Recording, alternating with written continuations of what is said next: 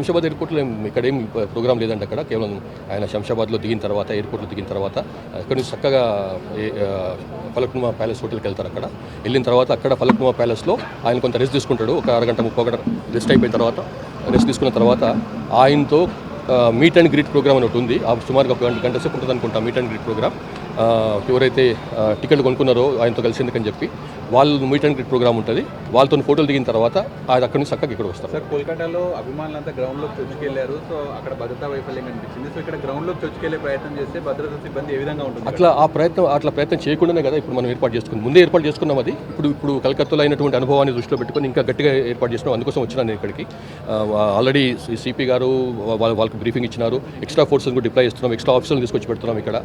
So already ఎక్కడెక్కడైతే ఇట్లా బయటికి దుంకే గ్రౌండ్ లోపలికి దుంకే అవకాశం ఉందో అవన్నీ కూడా ప్లగ్ చేస్తున్నాం అనమాట. అట్లాంటి అవకాశం లేకుండా ఇక్కడ స్టేడియం లోపల ఫోటోలు దిగే అవకాశం లేదు.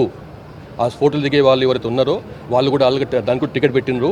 ఆ టికెట్ పెట్టిన వాళ్ళు ఎవరైతే టికెట్ తీసుకున్న వాళ్ళు ఎవరైతే ఉన్నారో వాళ్ళు మీట్ అండ్ గ్రీట్ ప్రోగ్రామ్ అని చెప్పి ఫలక్నుమా హోటల్లో ఉంది, ప్యాలెస్ హోటల్లో. అక్కడ మాత్రమే ఫోటో స్టేషన్ ఉంటుంది. ఇక్కడ ఎవరికెవరు ఫోటోలు ఉండవు. సో దయచేసి ఎవరో సెల్ఫీలు తీసుకుంటామని చెప్పి ఇట్లా అని చెప్పి చేస్తే ఆ ప్రయత్నం చేయవద్దు. అట్లాంటి అవకాశం లేదు ఇక్కడ.